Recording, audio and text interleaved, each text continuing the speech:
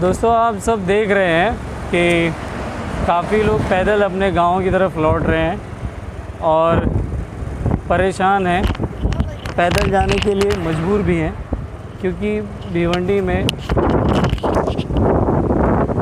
39 community kitchens की बात हुई थी, मतलब 39 कम्युनिटी किचन्स की बात हुई थी। उसमें से 1 या 2 फंक्शनल हुए, बाकी नहीं। ये काफ़ी संख्या में मज़दूर यहाँ से पैदल ही अपने गाँव को जा रहे हैं, और ये जो जा रहे हैं ये इस भिवंडी शहर की अर्थव्यवस्था की रीढ़ की हड्डी हैं। आज ये जा रहे हैं तो कल आप समझ लीजिए कि जब लॉकडाउन खुलेगा तो लॉकडाउन खुलने के बाद भी इस शहर में काम धंधे नहीं चलेंगे, क्योंकि जब मज़दूर नहीं होगा, मसल पावर नहीं होगी, तो इस काम धंधे का कोई औचित्य नहीं होगा, लॉकडाउन खुलने का कोई फ़ायदा नहीं है।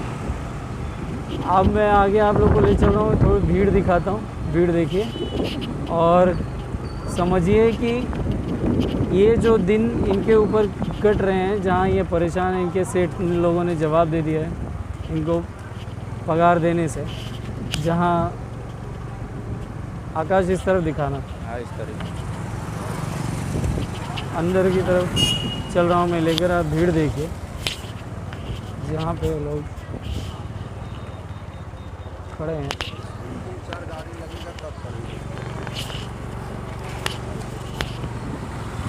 पैदल निकलने की होड़ है, सारी जद्दोजहद है, और ये जो भीड़ लौट रही है अपने गांव को, जब ये चली जाएगी तो यहाँ पर कोई काम धंधा नहीं चलेगा, चाहे वो दुकान हो, चाहे वो बिस्सी हो, चाहे कुछ भी हो।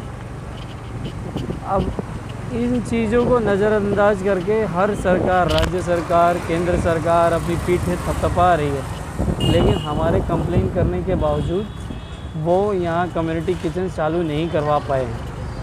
कम्युनिटी किचन्स नहीं चालू हुए, इसलिए लोग लौट रहे हैं अपने गांव को पैदल। जो छोटे छोटे नवजात बच्चे भी इसमें चल रहे हैं और गोद में हैं सब।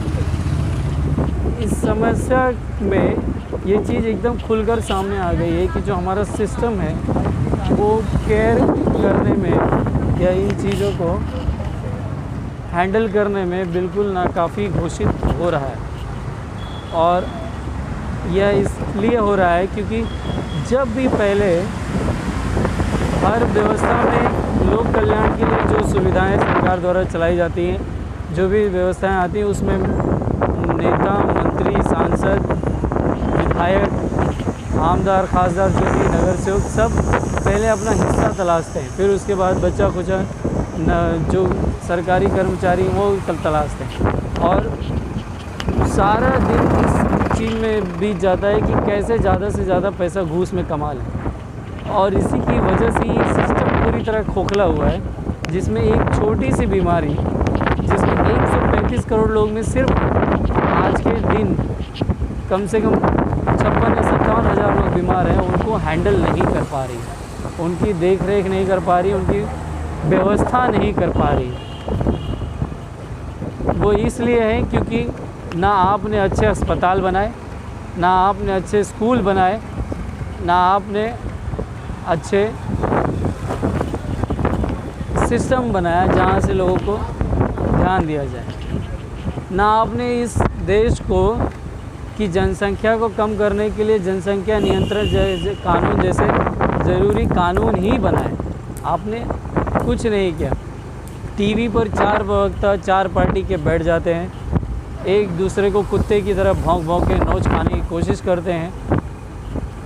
समाधान समस्या का कोई नहीं देता, सब सिर्फ एक दूसरे के ऊपर उंगली उठाने की कोशिश करते हैं, बस इसके अलावा कुछ नहीं, सिर्फ दिखावा, ग्लैमर और अपने झूठे वादों के, झूठे सरकारी जो स्कीम्स बनती हैं उसकी खाली बड़ाई करनी है और कुछ नहीं करना। ये जो भीड़ आप देख रहे हैं ना, इन गरीबों के पाँव में जो छाले पड़ रहे हैं वो इस देश की अर्थव्यवस्था पर न्यूक्लियर बम की तरह फूटेंगे और लोग कुछ नहीं कर पाएंगे। जिस तरह की व्यवस्था है, जिस तरह से ये लोग लौट रहे हैं अपने गांव को, इनके पैरों के छाले, इनके जो पसीना चुएगा इनका रास्तों पर पैदल चलते हुए, वो एक एक बूंद श्राप देती होगी हम सभी को कि हमारा सिस्टम इनका ख्याल नहीं रख पाए। हम आप सभी को धन्यवाद देते हैं।